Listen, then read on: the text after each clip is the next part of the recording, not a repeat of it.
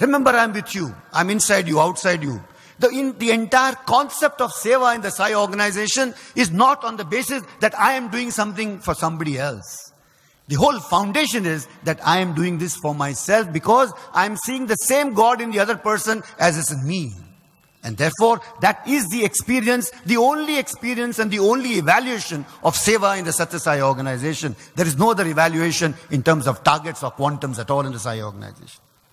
Swami used to always say, I'm not interested in the work that you do.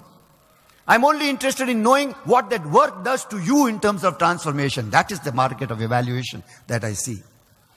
And therefore, I must confess I have a very strong objection to this phraseology that all of us use in the Sai organization. I am doing Swami's work. I think this is the biggest lie. Nobody does Swami's work. It is Swami who is giving us opportunity to believe and practice and be his instrument, so that he uses us when he is doing his own work. And we experience. And therefore, the whole concept of surrender that brother was just talking about, these are fundamental issues that we need to address before we take this organization and the spiritual domain to the next level before we touch the centenary celebrations of Bhagwan Sri Sathya Sai Baba. Today in the world, there are many spiritualists. There are many spiritual seekers. There are many masters, all legitimate, all great people, great personalities.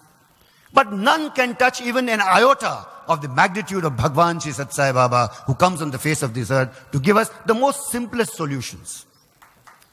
It is Bhagwan who said that everything in the world is complicated. God alone is simple.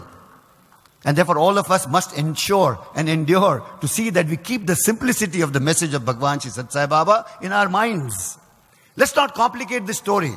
We did it. We complicated the whole story of God, and God had to come down on earth to simplify it. Now let us not start another journey of complicating the entire story of Bhagwan Sri Sathya Sai Baba. The relationship of God is only one-to-one. Each one of us have experienced in the last so many years of Bhagwan's presence. The Bhagwan touched a heart. Everybody today, you ask any Sai devotee, he firmly believes that Bhagwan came on this earth only for himself and herself and for nobody else. That is the magnitude of the love that Bhagwan showed each one of us. And that is sacrosanct. That is not to be diluted. Because Bhagwan came for each one of us.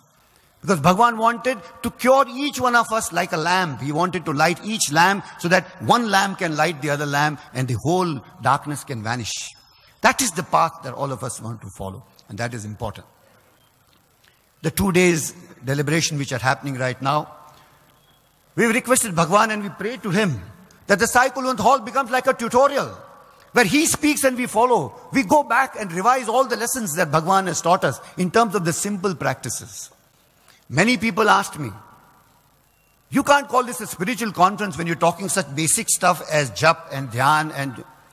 But I want to say that if it is not for these basics, no journey to the divine lotus feet will ever start by reading any books or any chapters or doing great job. Because if you're not grounded in day-to-day practice, I don't think anything that matters to Bhagwan will be blessed by Bhagwan at any point of time. None of us can forget that we are bound to see love and brotherhood and see Swami in every one of us. Because it is this commitment of seeing Swami in each one of us will stop us from criticizing people. Will stop us from saying anything against anybody else. Will make us think 20 times before we even talk behind anybody's back.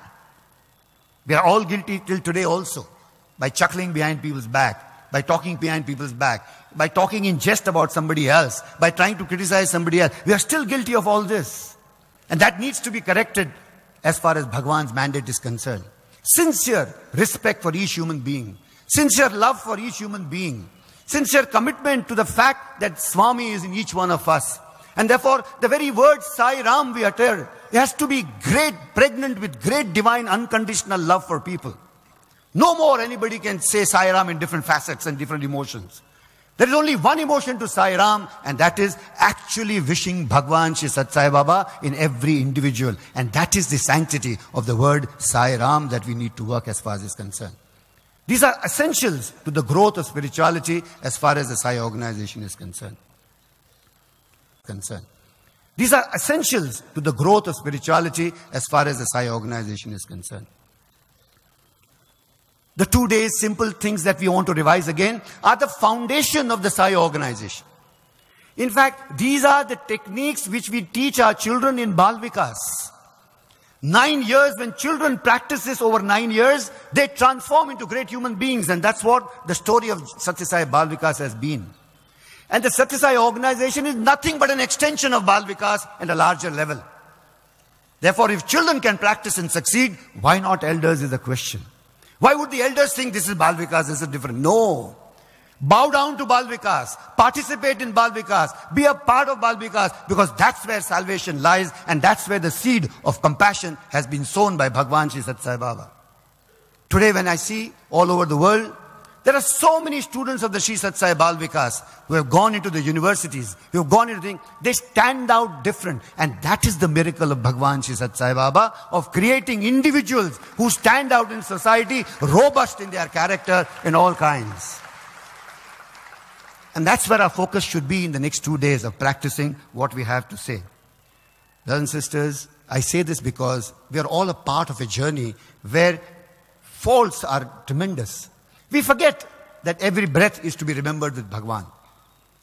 I remember when I asked this question to my mentor many years ago, who brought me to the Sai organization, and I asked him, when Swami took Mahasamadhi, I refused to believe that Swami had gone. And when I asked him, I said, now what happens? How do we behave when Swami's physical form is not there? And he told me something very nice, which I still remember, I'd like to share with you. He said, the best way to live with Bhagwan, the best way to live with Satya Sai is to do that every second of your life. Remember him with every breath. And whatever you think and whatever you do, remember, ask 2 questions. If Bhagwan has to do this, would Bhagwan approve this or not? Point number 1. If the answer is yes, proceed. If the answer is no, stop it. And then the manner of doing, how would Bhagwan do this if Bhagwan had to do it? Copy Bhagwan in that way. That is the safest way to live with Bhagwan Shri Sathya Sai Baba for the rest of our lives, and to ensure that we remain at his divine lotus feet. This understanding of living with Satya Sai is what collectively we'll all do for the next 2 days. Before we go from here, after celebrating Bhagwan's birthday, we want to go back fortified. Fortified in the belief of how to live with Bhagwan Shri Sathya Sai Baba without any dimmer or without any fault. In all this, small things are going to help us, brothers and sisters. Whether it is jap, whether it is the Astotra Namavali, whether it is the meditation, whether it is the Gayatri Mantra, whether it is the Sai Gayatri Mantra, whether it is self-audit, whether it is study circle, whether it is satsang. All these are very, very important things. We want to visit back and fortify our faith in all these things as a part of our day-to-day life.